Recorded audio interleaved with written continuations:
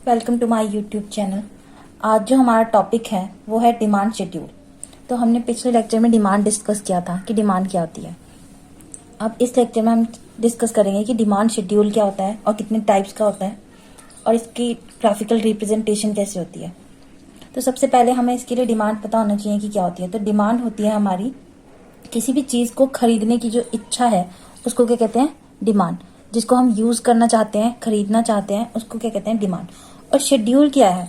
Schedule अगर आप देखेंगे, आप स्कूल कॉलेज में होंगे तो एक प्रॉपर आपको टेबल बना के दिया जाता है कि इतने से बजे इतने तक ये लेक्चर लगेगा, इतने बजे से ये इतने बजे तक ये लेक्चर लगेगा। तो वही होता है हमारा शेड्यूल, यानी कि टेबल। तो डिमांड की टेबुलर फॉर्म में जब हम रिप्रेजेंटेशन करते हैं तो उसे कहते हैं demand schedule. According to Samuelson, the table relating to price and quantity demand is called the demand schedule. तो प्राइस और क्वांटिटी डिमांड जो टेबल शो करता है उसको क्या कहते हैं हम, डिमांड शेड्यूल। अब जो डिमांड शेड्यूल है ना वो दो तरीके का होता है, एक तो इंडिविजुअल डिमांड शेड्यूल और एक मार्केट डिमांड शेड्यूल। इंडिविजुअल और मार्केट में क्या फर्क है ये नाम से ही पता चल रहा है। इंडिविजुअल यानी किसी एक इंसान का, किसी एक कंज्यूमर का, और मार्केट की अगर हम बात करें तो जितने भी मार्केट में कंज्यूमर्स प्रेजेंट हैं उनके अकॉर्डिंग हम ये डिमांड शेड्यूल बनाते हैं।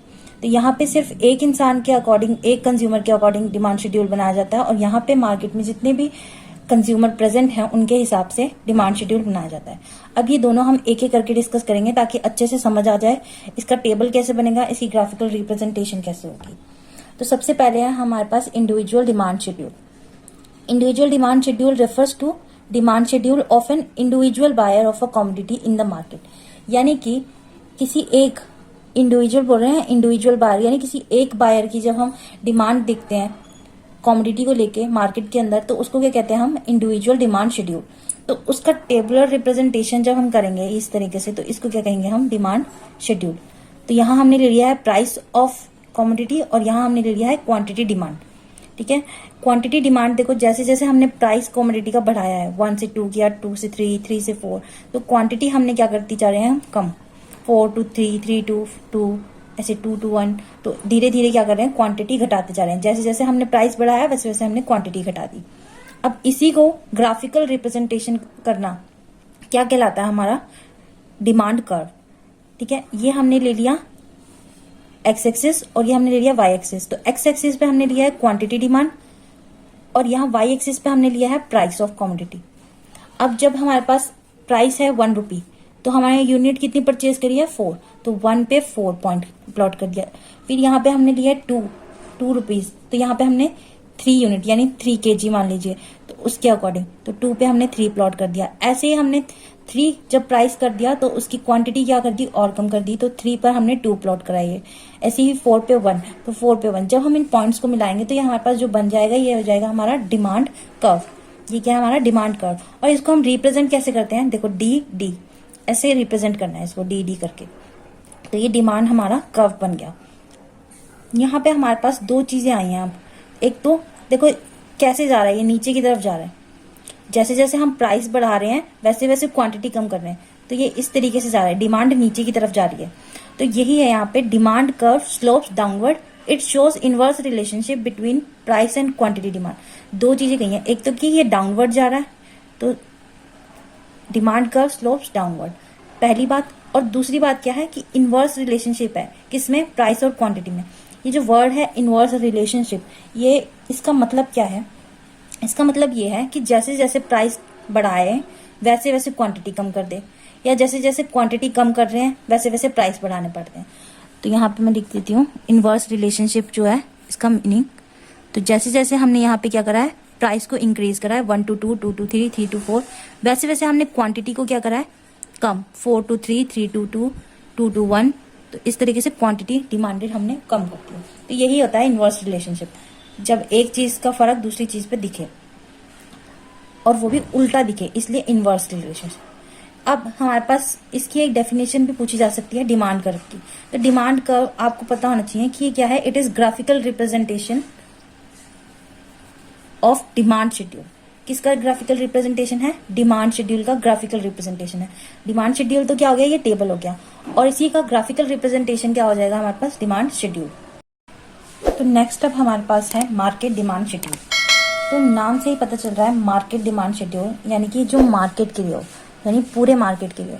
मार्केट में जितने भी कंज्यूमर हैं उन सभी का जब हम कंबाइंड डिमांड शेड्यूल बनाएंगे, डिमांड कर्व बनाएंगे, तो उसको कहेंगे हम market demand schedule. Market demand schedule is schedule showing different quantities of a commodity that all the buyers in the market are ready to buy at different possible price.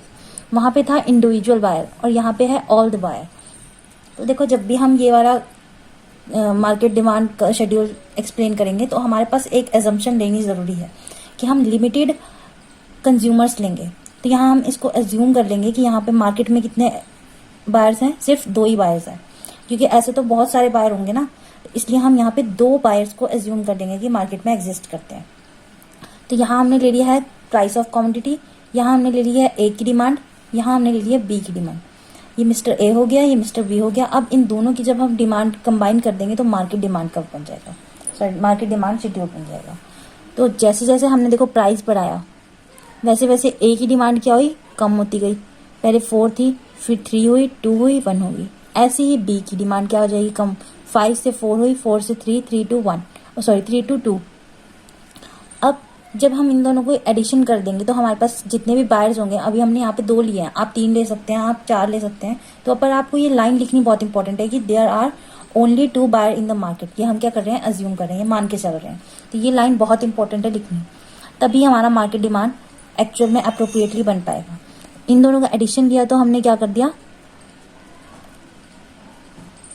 Market demand schedule बना दिया। अब हम क्या करेंगे, इनका individual schedule भी बनाएंगे जो कि ये दोनों है, और इनका कंबाइंड शेड्यूल भी बनाएंगे जो कि एक्चुअल में मार्केट डिमांड शेड्यूल है।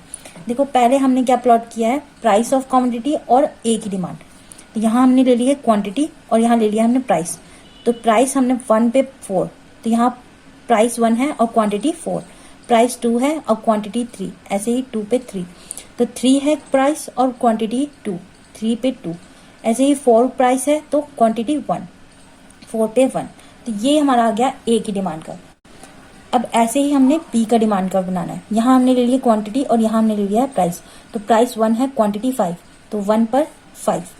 प्राइस 2 है, क्वांटिटी 4, तो 2 पर 4। प्राइस हमारे पास 3 है और क्वांटिटी भी 3, तो 3 पर 3। ऐसे ही प्राइस जब 4 हुआ तो क्वांटिटी और कम हो गई 2, तो प्राइस है हमारा 4 रुपीज और क्वांटिटी हो गई 2। ठीक है, तो ये ए का हो गया, ये बी का डिमांड का बन गया। और हमको इस तरीके से इसको रिप्रेजेंट करना है डी से। अब इनका जब कंबाइन बनाएंगे तो कंबाइन देख लो, बहुत इंपॉर्टेंट है ये, क्योंकि मेन जब ये बनेगा तो कैसे बनेगा, इन दोनों का एडिशन करा हमने, मार्केट डिमांड आ गई हमारे पास। 4, 5, 9, 3 and 4, 7, 2 and 3, 5, 1 and 2, 3। यहाँ आ गया हमारे पास मार्केट डिमांड और ये हो गया हमारे पास मार्केट का प्राइस, कमोडिटी का प्राइस। तो कमोडिटी का प्राइस है 1 और हमने ली है डिमांड कितनी होगी इनकी, 9। तो यहाँ हमने प्राइस ले लिया, ये हमने क्वांटिटी ले ली। तो 1 पर 9 हमने प्लॉट कर दिया। फिर 2 पर हमने क्या प्लॉट किया, 7। तो 2 प्राइस है और क्वांटिटी 7। ऐसे ही 3 प्राइस है और क्वांटिटी 5, तो 3 प्राइस है और क्वांटिटी 5। 4 प्राइस है, क्वांटिटी 3, 4 प्राइस है और क्वांटिटी 3, 4 पर 3 है ना। तो ये क्या बन गया हमारा डी, किसका, मार्केट का, पूरी मार्केट का डिमांड का।